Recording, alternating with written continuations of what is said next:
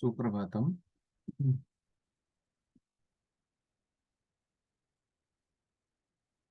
आज 6 सितंबर, संहिता वचन को कंटिन्यू करते हैं।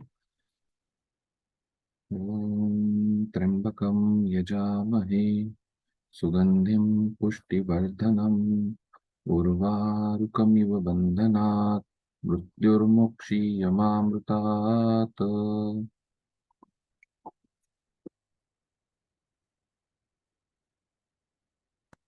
कल प्राणाचार्य का जो रेफरेंस है उसको पढ़ रहे थे।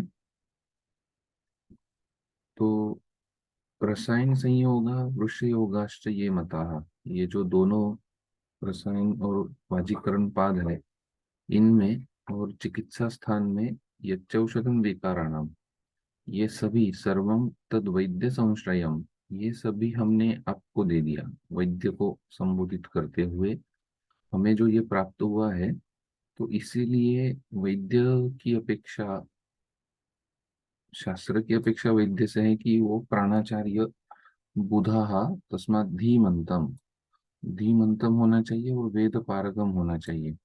और फिर अश्विनी कुमार से उनके कर्म बताए। इंद्र और अश्विनी कुमार का आज तक सभी यज्ञों में स्थान उन्होंने प्राप्त किया। ये लोग पूज्यता को प्राप्त हो गए। ये बताते हुए हमें भी वो स्थान, उनके इतना नहीं, लेकिन इस संसार में बहुत सारे लोग हैं जो मृत्यु, जरा, व्याधि और दुख से पीड़ित है और सुखार्थी है। तो ये सभी लोग, हम हम अगर इनको सुख देने दे सकते हैं, इनका मृत्यु, व्याधि, जरा और दुख हरण कर सकते हैं, तो फिर इन लोगों में आप पूज्य क्यों नहीं होंगे, ये बताया। और इसीलिए हमें शीलवान मतिमान युक्तो द्विजाति शास्त्र पारगाः प्राणिभिः गुरुवत् पूज्याः स प्राणाचार्य सही स्मृताः। शीलवान इति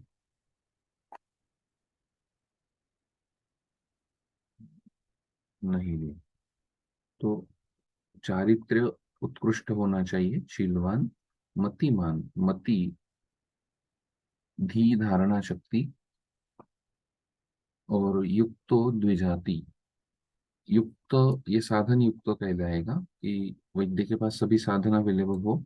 द्विजाति ही का भी मीनिंग हमने देखा था कि ब्राह्मण कुलोत्पन्न, ये बात आती है। और ध्येय या उपनयन संस्कार होना चाहिए, ध्येय जीवन में होना चाहिए, ये एंगल से भी इसका मीनिंग कराते हैं। शास्त्र पारगाः, जो शास्त्र में पार है, शास्त्र का उपयोग कैसे कराना है, प्रैक्टिकल एप्लीकेशन और सैद्धांतिक साइड दोनों होने चाहिए। आई थिंक विमान स्थान में ये आया है कि सिर्फ शास्त्र को पढ़ के नहीं होगा, उसकी प्रैक्टिकल एप्लीकेबिलिटी भी जरूरी होगी। फिर प्राणी भी गुरुवत पूज्यः, और प्राणियों में जो गुरु की तरह पूजा जाता है उसको ही प्राणाचार्य कहा जाता है। तो प्राणाचार्य ये कंसेप्ट है, एक पूजनीयता को प्राप्त होना, जो सक्सेस है वो कहलाता है। प्राणाचार्य कोई डिग्री नहीं, हम बीएमएस बन जाएंगे, लेकिन प्राणाचार्य बनने के लिए हमें आज से अविरत कंटिन्यू सीखते रहना पड़ेगा और हर एक बारे में तत्पर रहना पड़ेगा। ऐसा एक संदेश यहाँ पर है।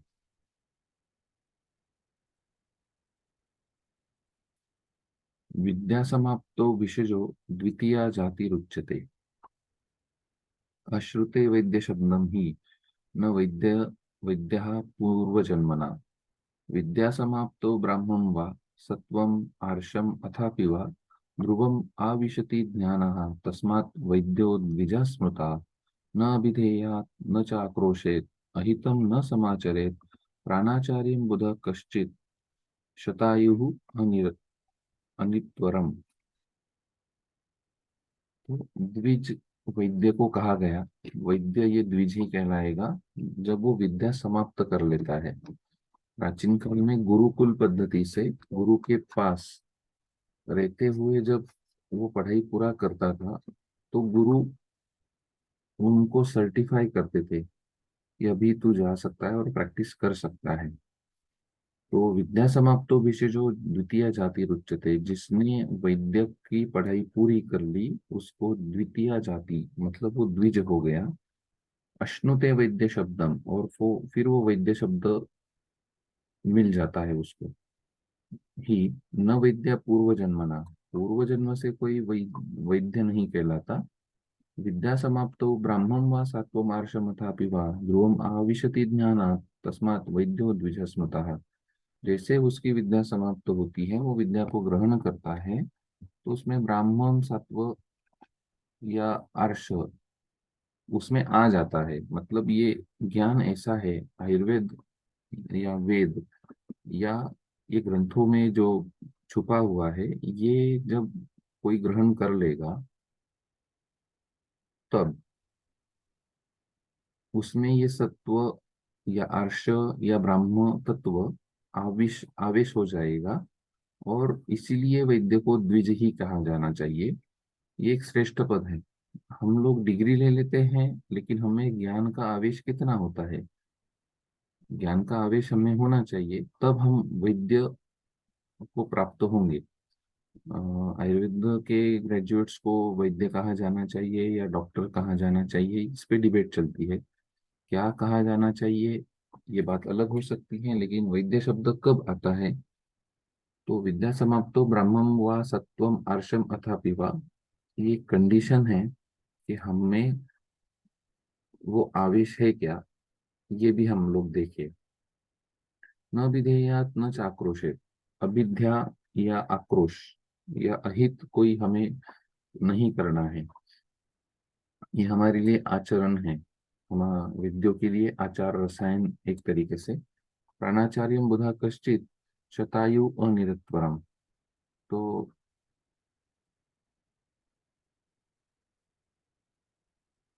किसी के प्रति अविद्या नहीं रखना है, आक्रोश नहीं करना है और अहित किसी का नहीं करना है। और शतायु निरत्व रत्व जो है, नियत आयुष्य है, वो किसी का हमसे नाश ना हो, ये हमें ध्यान रखना है। कश्चित छन्नायु अनित्वरम।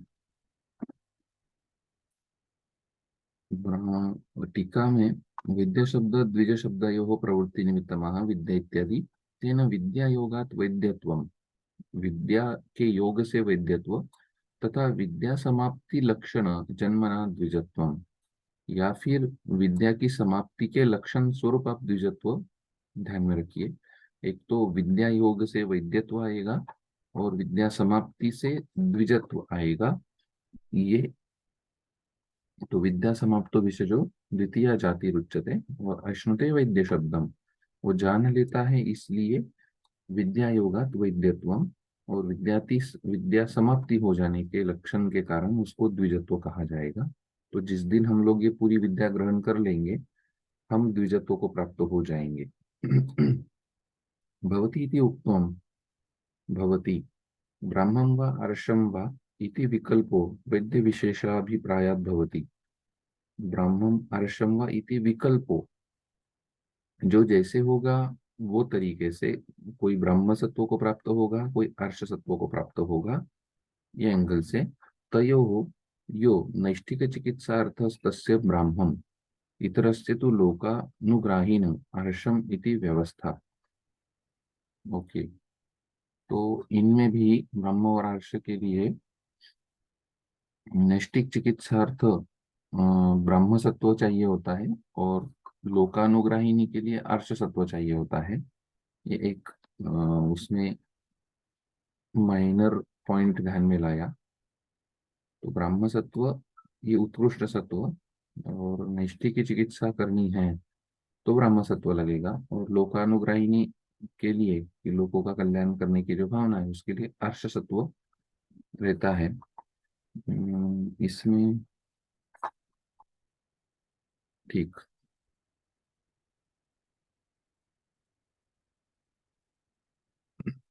चिकित्सितस्तु संश्रुत्य यो वा असंश्रुत्य मानवाः नोपाकरोति वैद्याय नास्ति तस्येह निष्कृतिः भिषगपि आतुरान् सर्वान् स्वसुतान् इव यज्ञवान् आबादेभ्यो हि संरक्षेत् इच्छन् धर्मम् अनुत्तमम् धर्मार्थं चार्थकामार्थम् आयुर्वेदो महर्षिभिः प्रकाशितो धर्मपरैः इच्छद्भिः स्थानम् अक्षरम् नार्थार्थं नापि कामार्थम् अथ भूतदयां प्रति वर्तते यश्चिकित्सायां स सर्वमति वर्तते कुर्वते ये तु वृत्त्यर्थं चिकित्सापण्यविक्रयम् ते हित्वा काञ्चनं राशिं पाञ्चुराशिम् उपासते दारुणैः कृष्यमाणानां गदैर्वैवस्वतक्षयं छित्त्वा वैवस्वतान् पाशान् जीवितं य प्रयच्छति धर्मार्थदाता सदृशाः तस्य न हि उपलभ्यते न हि जीवितदानाधि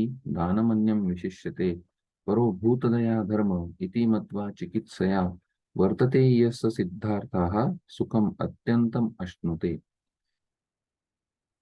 चिकित्सितस्तु संश्रुत्य यो वा असंश्रुत्य मानवाः चिकित्सा में संश्रित रह के या असंश्रित रह के नोपाकरोति विद्याय नास्ति तस्यह निष्कृति जो उपाकरोति विद्याय में वैद्य का जो नहीं मानेगा उसकी तो कोई निष्कृति है ही नहीं फिर उसका कल्याण कैसे हो जाएगा।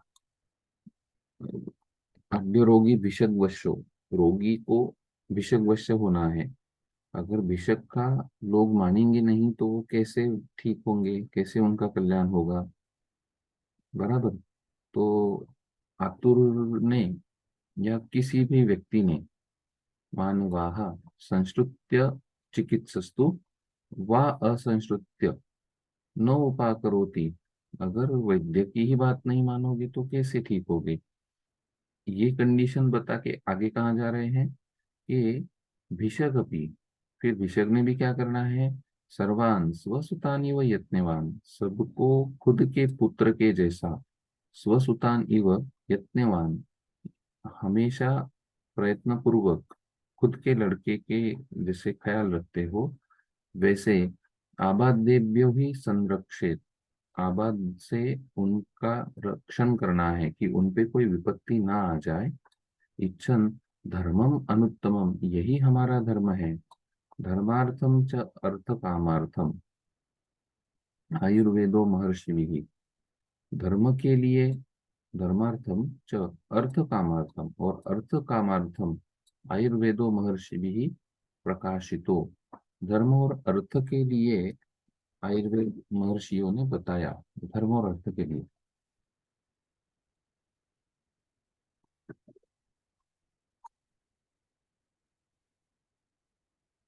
अर्थ कामार्थम धर्म अर्थ काम धर्म अर्थ धर्मार्थम च अर्थ कामार्थम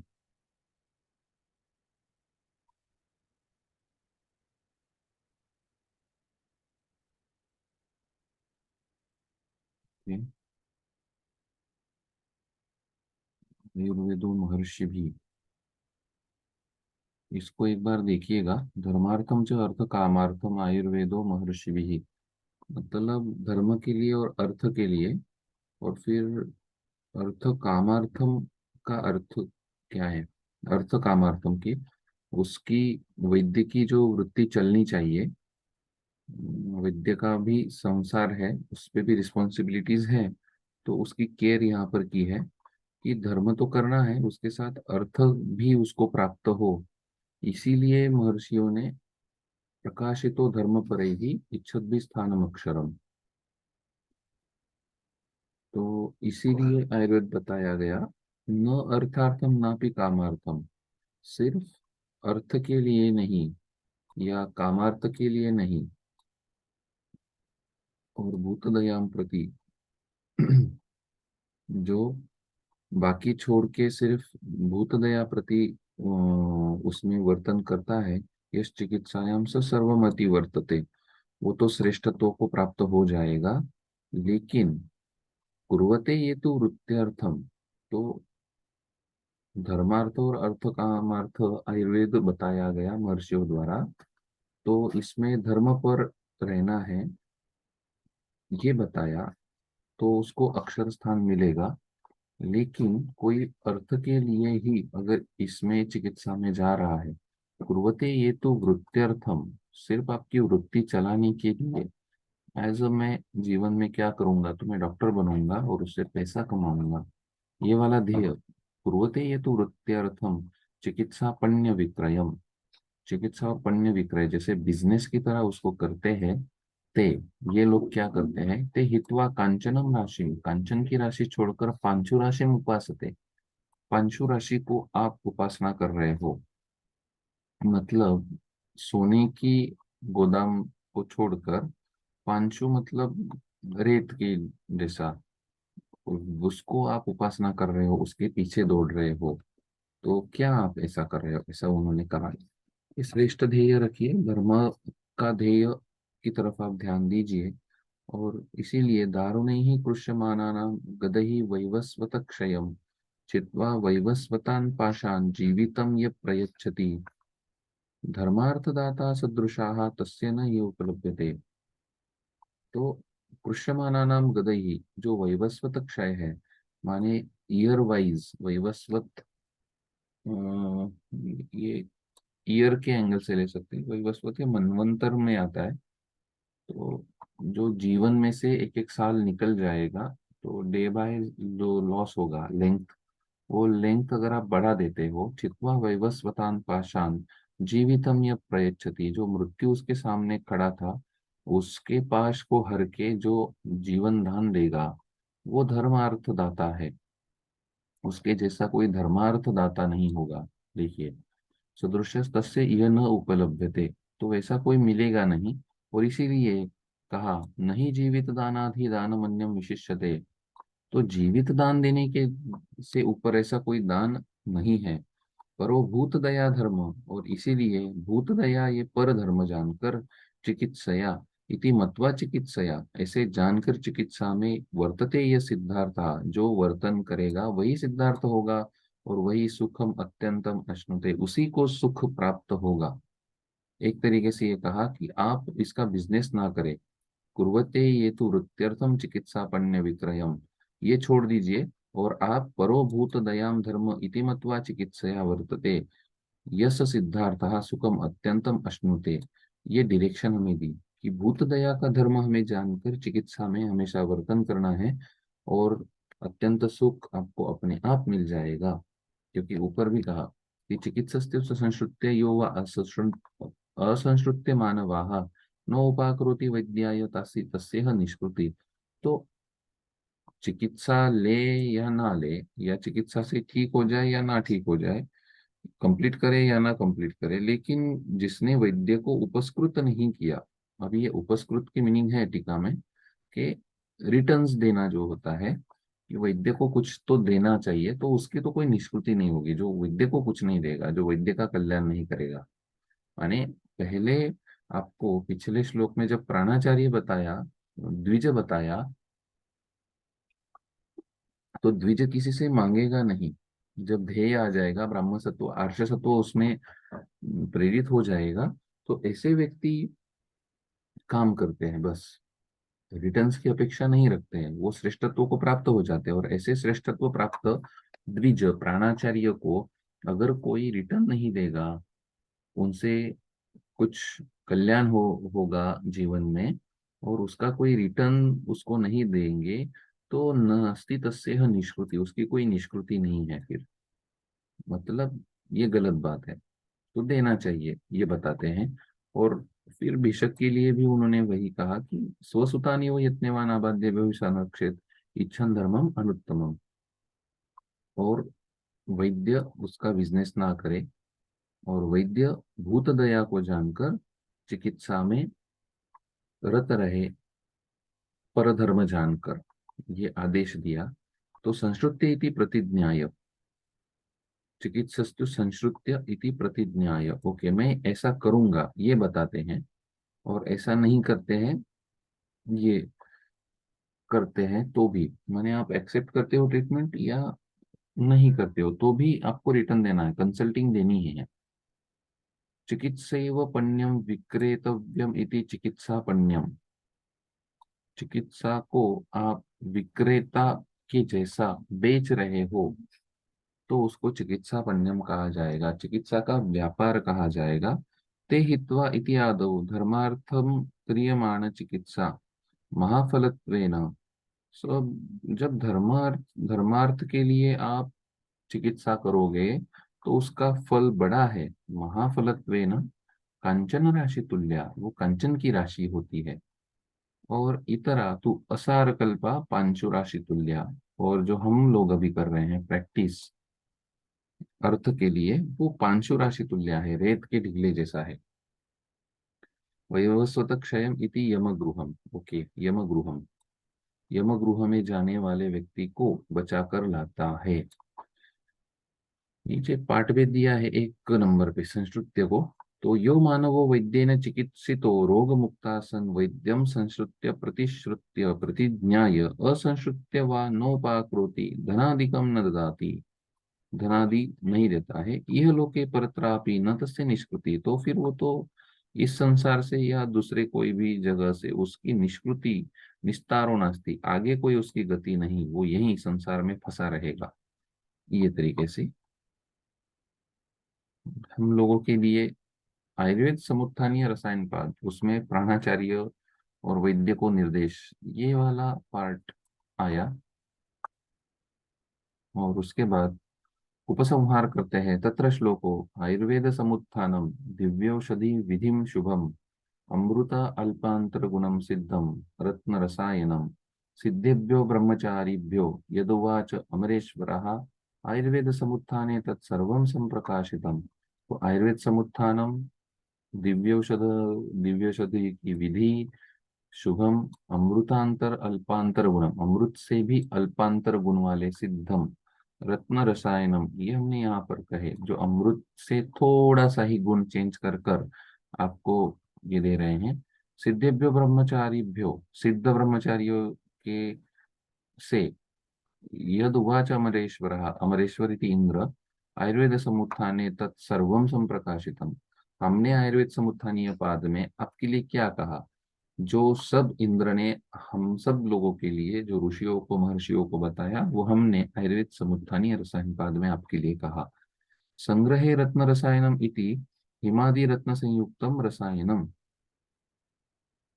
आयुर्वेद समुत्थाने प्रकाशिततया दिव्यौषध विद्यादि यदुवाच ब्रह्मचारिभ्यो अमरेश्वराः तत् संप्रकाशितम इति योजना।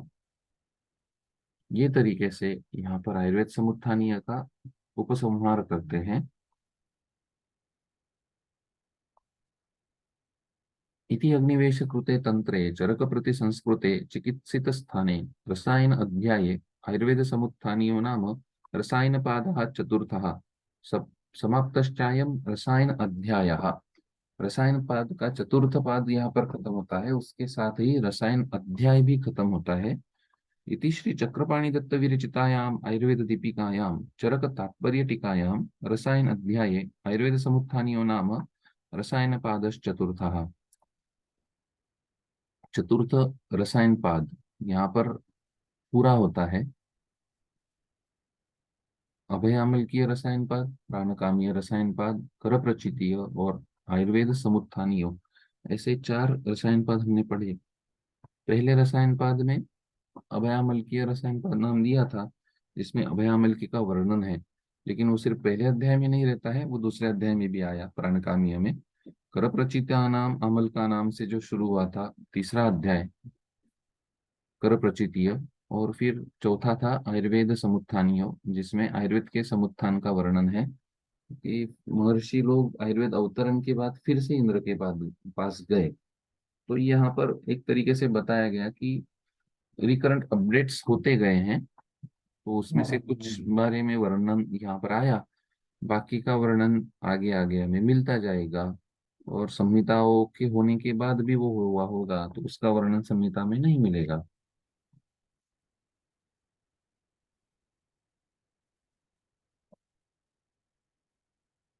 तो वाजीकरण अध्याय की शुरुआत करते हैं।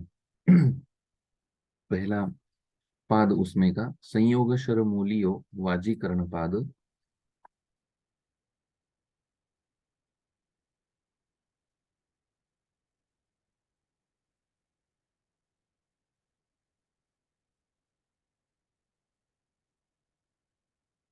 अथातः संयोग शरमूलीयं वाजीकरण पादम व्याख्यास्यामः इति हस्माः भगवान आत्रेयः। संयोग शरमूलियो वाजीकरण पाद की शुरुआत करते हैं। स्वस्थस्य ऊर्जस ओजस्कर सामान्यत्वात् रसायनम अनुवाजीकरण वाच्यम। स्वस्थस्य ऊर्जस्कर ओजस्कर इस सामान्य से रसायन के बाद हम लोग वाजीकरण बता रहे हैं। तत्रापि वाजीकरणे प्रवृत्ति उपदर्शक प्रकरण युक्तत्वात् आदौ संयोग शर्मूलीय उच्यते। तो उसमें भी वाजीकरण जब शुरू कर रहे हैं प्रवृत्ति उपदर्शक प्रकरण, तो वाजीकरण की प्रवृत्ति उपदर्शक प्रकरण के वाजीकरण में प्रवृत्त क्यों होना चाहिए उसकी जो वर्णन है उसमें जो उपदर्शन किया गया है, इसलिए उसको आदौ संयोग शर्मूलीय, संयोग, संयोग का मतलब उससे क्यों जुड़ेंगे, ये एंगल से संयोगः शरमूलानाम अस्मान अस्ति इति संयोग शरमूलियाः। जहां पर शरमूल के नाम से शरमूलानाम अस्मिन संयोगः अस्ति, शरमूल के नाम से जहां पर संयोग वर्णित है उस अध्याय को संयोग शरमूलीय कहा गया है। वाजीकरणम अन्विच्छेद पुरुषो नियतम नित्यम आत्मवान तदा यत्तो हि धर्मार्थो प्रीतिश्च यश एव च पुत्रस्य आयतनम हेतत् गुणाश्चेते सुताश्रयाः। वाजीकरणम अन्विच्छेद पुरुषो, वेदों में पुरुषो ये जो वर्ड आया है हमेशा वेदों में उपनिषदों में, तो ये पुरुषो ये वर्ड का ट्रांसलेशन मेल नहीं होता। पुरुष इति जन्म से मानव जो है उसमें पुरुष और स्त्री दोनों आएंगे, इसीलिए वाजीकरणम अन्विच्छेद पुरुषो नित्यम आत्मवान, हमेशा आत्मवान पुरुष ने वाजीकरण की आकांक्षा करनी है, वाजीकरण सेवन करना है। अन्विच्छेद माने उस तरफ रहना है कि वो हमेशा वाजीकरण सेवन करता रहे। तदा यत्तो ही धर्मार्थो, क्योंकि उसी से धर्मार्थ प्रीति यश एव च, उसी से हमारे जीवन में धर्मार्थ प्रीति यश ये आता है। और फिर कहा पुत्रस्य आयतनम ही यतत, और लास्ट में पुत्रस्य आयतनम, कि उससे पुत्र मिलता है। या अभी यहाँ पर पुत्र का भी मीनिंग प्रोजेनी करना चाहिए, जो उससे आपकी प्रोजेनी डेवलप होगी। कि एतद् गुणाश्चैते सुताश्रयाः, क्योंकि पुत्र में ही ये गुण समाये हैं। पुत्र, फिर से मैं वही कह रहा हूँ कि सिर्फ मेल कैंडिडेट नहीं करना है यहाँ पर। तदा यत्तो ही धर्मार्थो प्रीतिश्च यश एव च, तो उसमें ये समाहित है। क्या क्या समाहित है? धर्मार्थ प्रीति यश, ये उसमें समाश्रित है। पहले कहा कि वाजीकरण की इच्छा करे आत्मवान पुरुष, क्योंकि वाजीकरण से ही आपके जीवन में धर्मार्थ प्रीति यश आने वाला है, और ये सब पुत्र में है, सुताश्रय है, ये कहा। आयुर्वेद दीपिका टीका पढ़ते हैं। वाजी वाजीव अत्यर्थम मैथुने शक्तः क्रियते येन तद वाजीकरण। वाजीकरण का टीका में मीनिंग, जो मैथुन अशक्त है उसको उसकी शक्ति देना, उसको वाजीकरण कहा गया। उक्तम ही वाजीव अतिबलो ये न याति अप्रतिहता श्रियम इत्यादि अन्विच्छेदिति रसायनान् महाफलात् तद अपेक्षया अल्पफलम वाजीकरण पश्चात इच्छेद। ओके, अन्विच्छेद इति, क्योंकि अनुविच्छेद रसायनम अन्विच्छेद, अनुइच्छेद, इच्छेद नहीं कहा, अनुइच्छेद कहा, क्योंकि पहले हमने आपको रसायन बताया है और उसका महाफल है, रसायन का फल बड़ा है, उसकी अपेक्षा अल्प फलम वाजीकरम, उसकी अपेक्षा से वाजीकरण का फल अल्प है, इसीलिए इसको रसायन सेवन के बाद इसकी इच्छा करे। पुरुष इति पदेन तरुण पुरुष ग्राहिना बाल वृद्धौ निषिद्ध व्ययायो निराकरोति, बालक और वृद्ध इसमें से निकाल दिए। उक्तम ही अतिबालो हि असंपूर्ण धातु श्रियो व्रजन उपतप्पेत सहसा तडागम इव काजलम। जो असंपूर्ण धातु है वो अगर श्री सेवन करेगा तो ताड़ाग में से जल जैसे उड़ जाता है वैसे हो जाएगा। शुष्कम वृक्षम यथा काष्ठम जंतु जगदम विजर्जरम स्पृष्टमाशु विशीर्येत तथा वृद्धो श्रियम भजन। जैसे जंतु जगद विजर्जर ऐसा शुष्क वृक्ष काष्ठ हो जाता है, विशीर्य हो जाता है, नष्ट हो जाता है, वैसे वृद्धों का हो जाएगा। इति नित्यम इति अनेन न रसायनवत् सत्कृत प्रयोगो वृक्षस्य नित्यम। ओके, नित्यम वाजीकरणम अनविच्छेद कहा, उसके बाद पुरुषो कहा और नित्यम कहा, हमेशा वाजीकरण की अपेक्षा करनी है। तो उसका मीनिंग है नित्यम इत्यानेन न रसायनवत् सत्कृत प्रयोग वृक्षस्य। ये रसायन का एक काल होता है, उतना ड्यूरेशन होता है, वैसे नहीं तो हमेशा वाजीकरण, किंतु आहारवत हमारे आहार में ही वाजीकरण सर्वदा उपयोग इति दर्शयति, सर्वदा उपयोग करना है। आत्मवान इति अनेन दुरात्मनो वृश्यकरणम निषेधयति। आत्मवान पुरुष को ही आप वाजीकरण दो, क्योंकि दुरात्मन व्यक्ति को अगर आप ये दोगे तो संसार में दुराचार बढ़ जाएगा। सही वृश्योपयोगात उपचित धातु, वृश्य योग से उसके धातु उपचित होंगे। सन्नगम्या सन्नगम्यागमनम अपि कुर्यात्।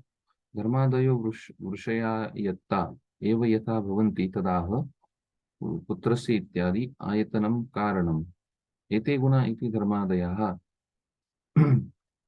वृश्य प्रयोग जनिताः पुत्रो धर्मादीन पितृ संपादयति इति अर्थः वा। तो वृश्य प्रयोग से जनित जो पुत्र होगा वो धर्मादीन पितृ संपादयति इति अर्थः, मतलब वो पिता के ध्येय को पूरा करता है, इसलिए पिता को धर्मादि प्राप्त हो जाते हैं। वाजीकरण सेवया च यह युक्तेव ऋतुकाले च मैथुनं प्राधान्येन अभिप्रेतम्। तेन तिस्रैषणीय त्रय उपस्तम्भाः इत्यादि ग्रंथेन ब्रह्मचर्यं यदुक्तं तद् ऋतुकाले यथा विधि कृतं मैथुन प्रतिषेधकम् इति न विरोधाः। तो यहाँ पर आप एक बात जान ले कि जब नित्य वाजीकरण सेवन करने की बात आई है, तब हमने युक्तेव ऋतुकाले च मैथुनम प्राधान्येन अभिप्रेतम तेन तीसरे शनि, जो तीसरे शनि में तीन उपस्तंभ बताए, ब्रह्मचर्य बताया, ऋतुकाल की जो विधि बताई उसका प्रतिषेध नहीं है, उसमें कोई भी हम लोग विरोध नहीं कर रहे हैं, ये भी आप बात जान लो। ये यहाँ पर बताया।